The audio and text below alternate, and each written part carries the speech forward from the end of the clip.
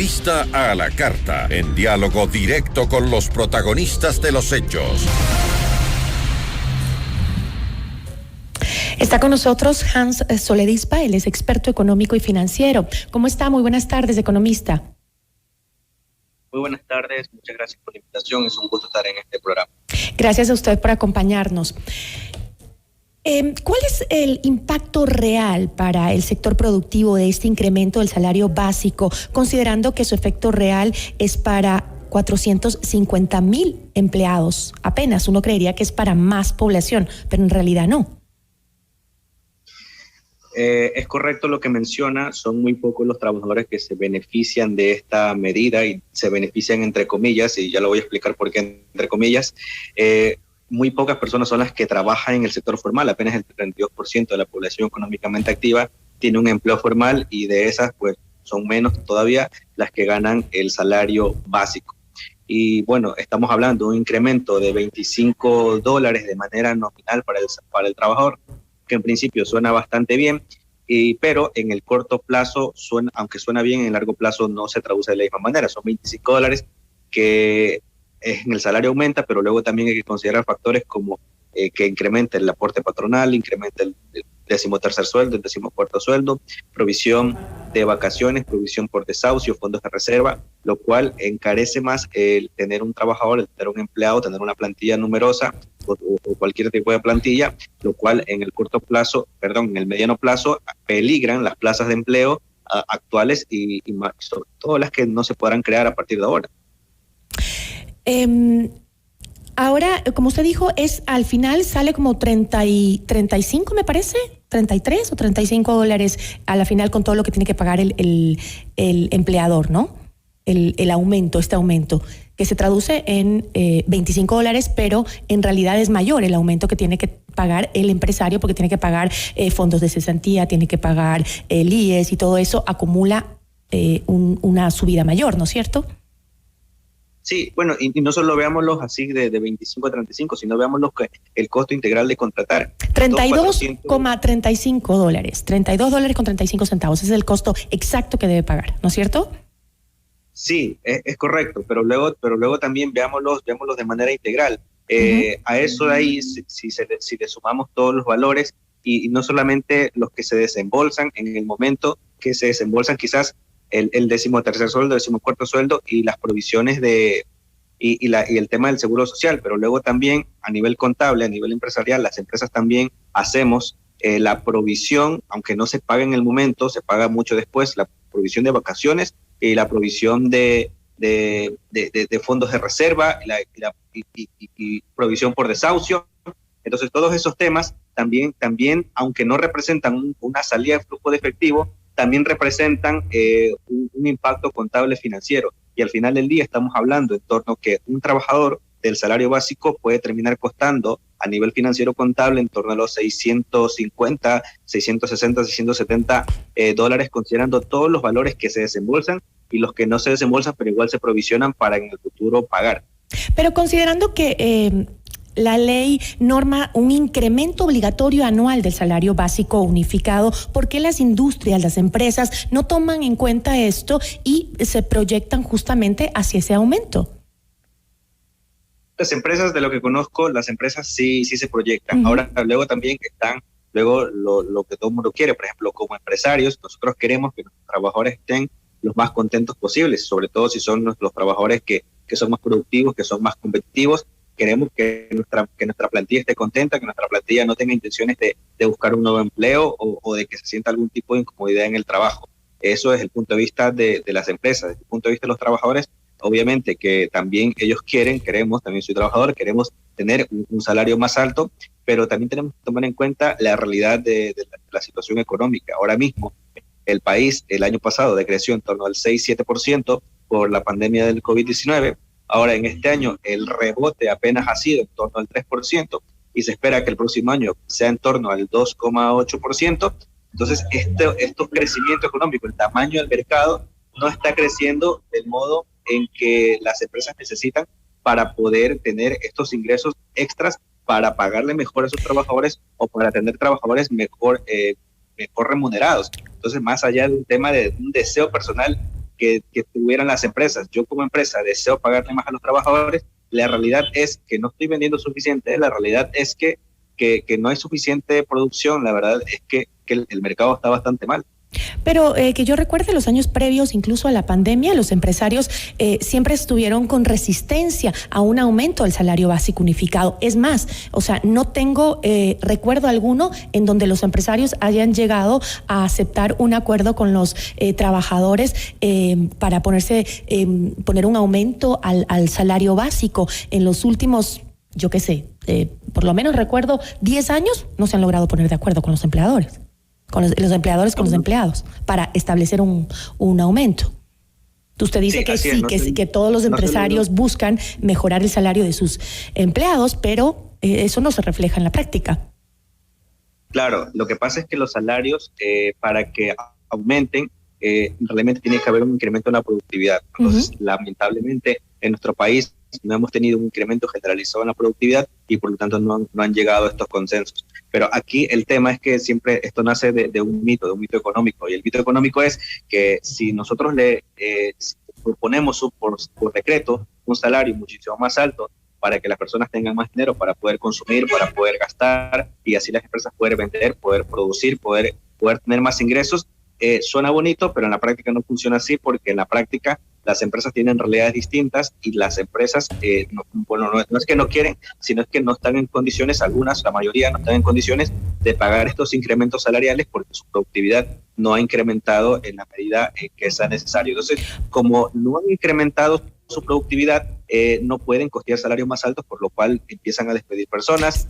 Ahora mismo, el reflejo de eso se ve en las cifras del mercado laboral. Aunque hemos tenido incrementos salariales abismales, bueno, en algunos casos, otros no tanto, pero aunque hemos tenido salarios incrementales la mayoría o todos los años, a excepción del año pasado, el nivel de empleo se ha mantenido igual o incluso se ha deteriorado. Hace algunos años hablábamos de que 6 de cada 10 no tenía empleo adecuado. Hoy en día estamos hablando de que 7 de cada 10 no tienen empleo adecuado. Entonces, la vía no es por el tema del salario, la vía es por aumentar la productividad. Y yo entiendo que las personas quisieran tener un salario más alto, también todo el mundo quisiera tener un salario más alto, pero el tema más allá de tener un salario más alto es que ese salario, cualquiera que sea el que tengamos, nos alcance para comprar. Entonces, podríamos atacar, como se ha hecho todos los años, intentar vía decreto subir los salarios, que no funciona, o vía decreto bajar el costo de los productos, pero concretamente, por ejemplo, reduciendo impuestos. Hay productos que pagan IVA, que pagan ICE, que pagan aranceles, un montón de impuestos más que encarecen el nivel de vida y el nivel de consumo de las personas. Entonces, una alternativa a subir el salario vía decreto puede ser bajar impuestos, aranceles, tasas, etcétera, que hagan es decir, que el salario economista, actual, aunque no suba. ¿Usted no considera, como dijo el presidente, que el incremento del salario básico unificado va a ayudar a dinamizar la economía porque las personas entonces van a lograr un mayor poder adquisitivo? Eso no es tan real según lo que usted me acaba de decir.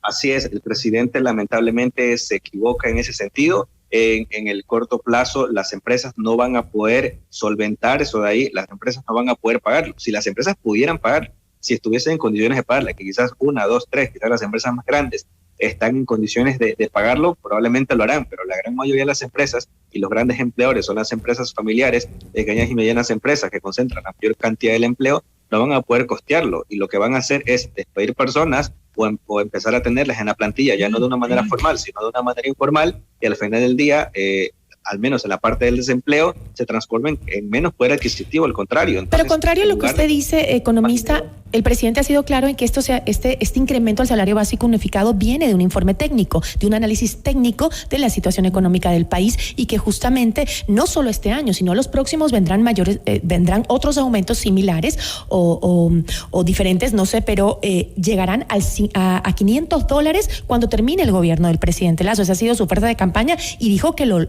va a hacer y que este es el primer esfuerzo que se hace justamente para cumplir con su oferta de campaña, pero basado en informes técnicos. No se puede creer que sea un informe técnico porque justamente fue una promesa de campaña en un contexto donde necesitaba tener propuestas para avanzar en las votaciones. Entonces, porque realmente a nivel técnico lo que se hace a nivel salarios, lo que se debería hacer a nivel salarios, es tomar en cuenta la productividad, es tomar en cuenta el crecimiento económico, es tomar en cuenta tomar en cuenta la inflación. A ver, y la inflación se ha mantenido en niveles bajos. La productividad no ha aumentado, ha disminuido. El crecimiento económico no es tal como cual. No hablamos de un incremento en torno al 6-7% de años anteriores, como se ha incrementado el salario básico. Entonces, no hay por dónde encontrarle argumentos técnicos a este incremento salarial. Al menos esa parte debería ser un poco más sincera y decirnos, bueno, no hay un argumento técnico, realmente el argumento es político y trabajarlo de ese modo. Pero en realidad no hay sustento económico, no hay sustento técnico detrás de esta medida y si lo hay, seguro tiene alguna manipulación o algún sesgo, porque en realidad las empresas no van a poder soportarlo, o la mayoría de empresas no van a poder soportarlo, y las que lo soportarán intentarán hacer digamos, de manera ficticia. Las personas que están de manera formal la van a pasar de manera informal, es decir, ya no te puedo tener contratado de manera formal, ahora te contrato vía factura o te contrato por servicios prestados o de alguna otra forma, pero en realidad el mayor damnificado será el mercado laboral formal. Entonces, según usted, economista, ¿habría incumplido el gobierno con los parámetros para el incremento del salario básico? Sí, realmente el salario básico no se debía incrementar en la cifra en que se ha incrementado. De hecho, es bueno, pero no es novedad. En los últimos años así ha pasado. En los últimos años así ha pasado porque las personas demandan eso. Las personas demandan salarios más altos, aunque lamentablemente no nos damos cuenta o no se dan cuenta que en realidad perjudica e impide la contratación de personas, la ejecución de proyectos. Si cada vez yo como emprendedor o como empresario encuentro que cada vez es más costoso contratar a alguien y más riesgoso contratar a alguien, sobre todo en el contexto en el que aparte han aumentado los impuestos, entonces yo como empresario voy a decir, bueno, quizás el proyecto que tengo en mente no lo hago todavía. Si soy emprendedor digo, bueno, ya no contrato a tal persona, tal actividad la voy a hacer yo mismo, o le digo a alguien, tengo algún amigo que me ayude, pero difícilmente voy a animarme a contratar más considerando este contexto. Debemos entender que la fuerza laboral se ha encarecido, pero la economía no ha crecido. Entonces no hay sustento ¿O técnico. es como dicen algunos sectores que los empresarios se niegan a un incremento justo para el trabajador? Realmente lo justo sería reducir el costo de vida para todas las personas. Obviamente, como le digo, como empresarios no queremos que nuestra fuerza laboral esté motivada, ¿sí? Pero también entendemos que si ponemos sueldos por encima de nuestras posibilidades, la empresa puede quebrar, la empresa puede empezar a tener problemas financieros, la empresa puede perder competitividad. Entonces, más allá de que esto no es una lucha o una guerra entre empresarios malos y trabajadores buenos en las que tenemos que estar siempre en contra o siempre que tenemos que estar enfrentándonos. En realidad no es así. El empresario depende de los trabajadores y trabajadores motivados para seguir creciendo y crecer más, y los trabajadores necesitan o dependen también de empresas fuertes, de empresas sólidas, de empresas competitivas para poder tener estabilidad laboral. Entonces ambos van en la misma vía, ambos van en el mismo camino. Yo creo que no se trata de poner los unos en contra de otros. Los empresarios no quieren, o el buen empresario no quiere aprovecharse de su trabajador. Lo que quiere es que su empresa crezca, en un entorno favorable y no cometer locuras en el camino. Digamos, y vuelvo a lo mismo, el tema, lo justo sería que algunos productos no fueran tan caros de manera ficticia por el tema de impuestos. Hace unos meses fue noticia el tema de los vehículos, por ejemplo, en que prácticamente estamos pagando la mitad del vehículo solamente en ICE, en IVA, en aranceles y más temas, y así con muchos productos más en los que debería haber un equilibrio, ¿no? Un equilibrio en ambos, de ambos lados de la economía, ¿no? Y debería ser también la economía familiar y el costo de vida de los colaboradores un indicador importante para tomar estas decisiones sobre los temas económicos y el alza de los salarios también, ¿no? Por parte y parte, creo que se está dejando de lado otros sectores como los que usted acaba de mencionar, los impuestos y todo eso, que también afectan a que las personas tengan un mejor nivel económico o puedan gastar mejor su dinero, ¿no? Yo le agradezco muchísimo y con eso me voy a quedar porque se nos terminó el tiempo, pero siempre es un gusto poder conversar con usted. Muchas gracias, pase bien. Gracias, agradecemos a Hans Soledispa, experto económico y financiero. Esto es Notimundo La Carta, siempre bien informados.